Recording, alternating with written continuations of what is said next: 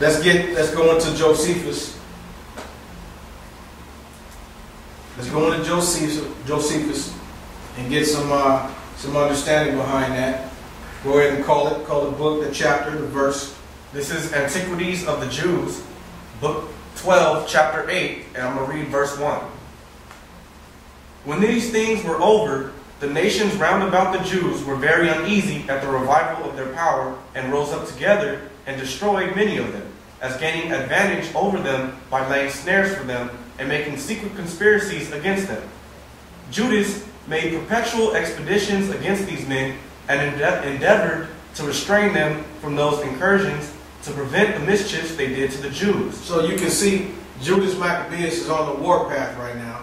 We're going to let him finish reading that and then prove it in the book of the Maccabees. Go ahead.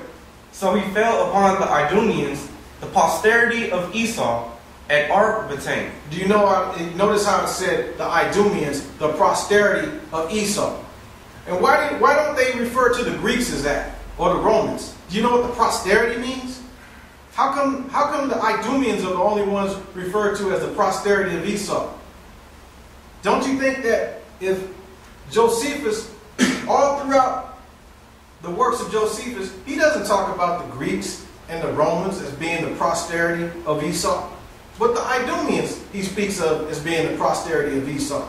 And he was a Hebrew Israelite. Okay? So he wasn't the so-called white man telling a lie in his history book. Alright? Read on. And slew a great many of them and took their spoils. He also shut up the sons of Bean that laid wait for the Jews.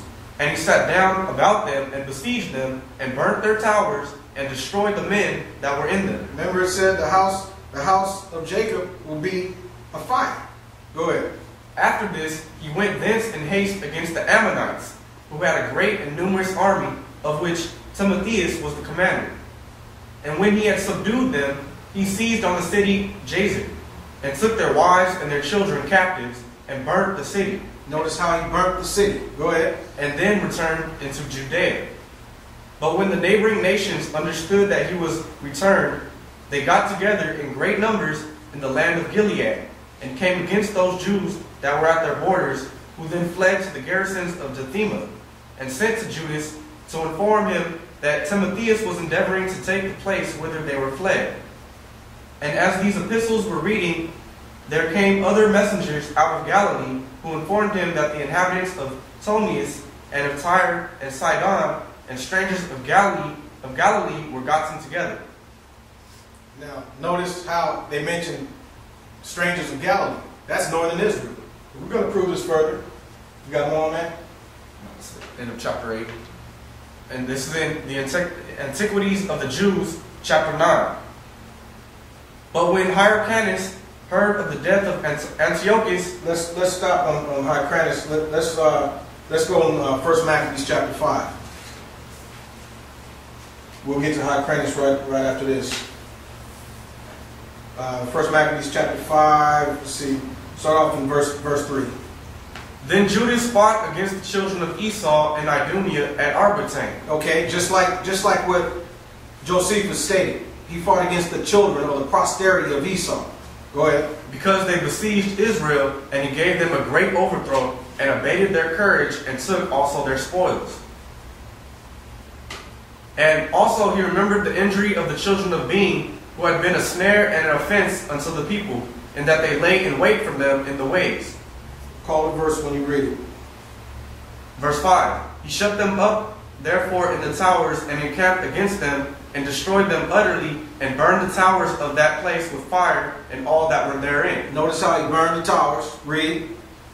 Afterward he passed over to the children of Ammon, where he found a mighty power and much people, with Timotheus their captain. It's just the same thing that Josephus brought out.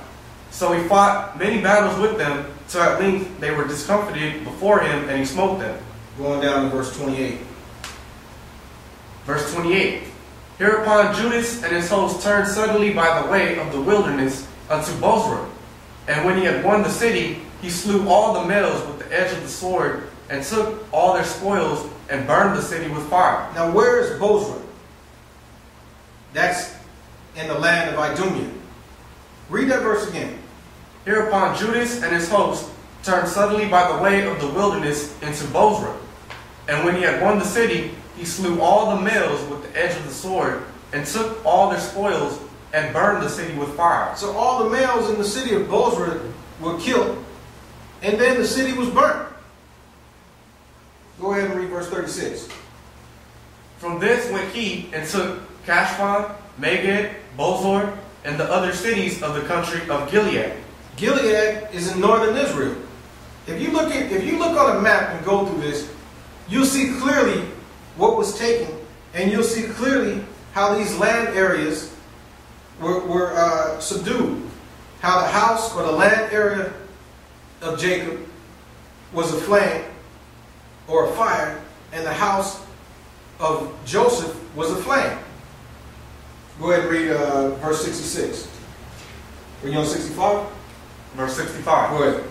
Afterward went Judas forth with his brethren, and fought against the children of Esau in the land toward the south, where he smote Hebron and the towns thereof, and pulled down the fortress of it, and burned the towers thereof round about. Notice how they were burned down there too.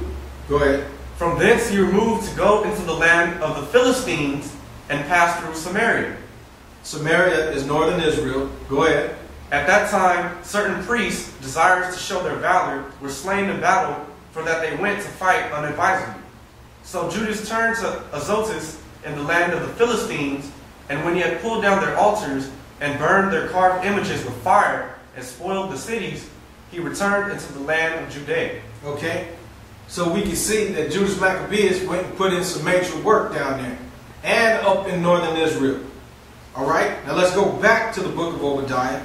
I want you to read verse 19, because you're going to find that verse 19 tells us exactly what Judas Maccabeus did in the book of 1 Maccabees chapter 5. Go ahead. Verse 19.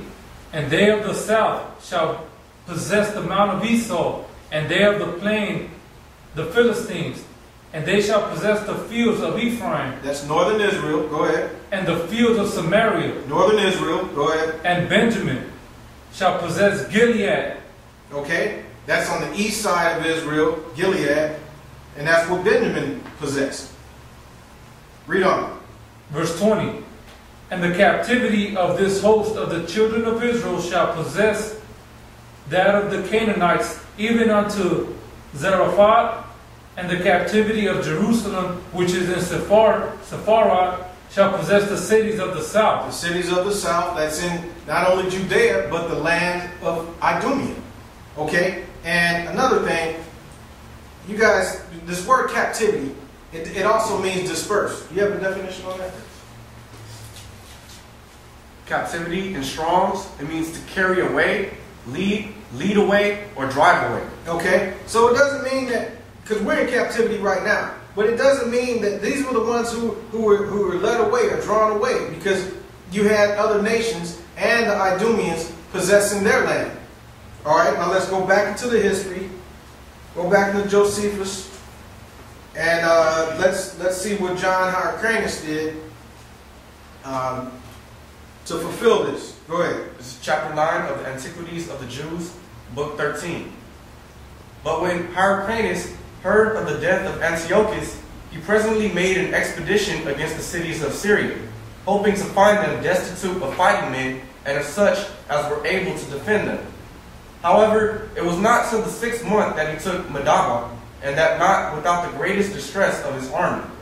After this he took Samiga and the neighboring places, and besides these Shechem and Gerizim, and the nation of the Kuthians, who dwelt at the temple which resembled that temple which was at Jerusalem, and which Alexander permitted Sanballat, the general of his army, to build for the sake of Manasseh, who was son-in-law to Jaddua, the high priest, as we have formerly related, which temple was now deserted 200 years after it was built. Hyrcanus took also Dora and Marissa, cities of Idumea, and subdued all the Idumeans, and permitted them to stay in that country. Okay, he took those cities, went down into Idumea, subdued them, and then allowed them to stay in the country. Go ahead. And subdued all the Idumeans, and permitted them to stay in that country if they would circumcise their genitals and make use of the laws of the Jews. Go ahead. And they were so desirous of living in the country of their forefathers that they submitted to the use of circumcision and the rest of the Jewish ways of living, at which time, therefore, this befell them, that they were hereafter no other than Jews. Okay.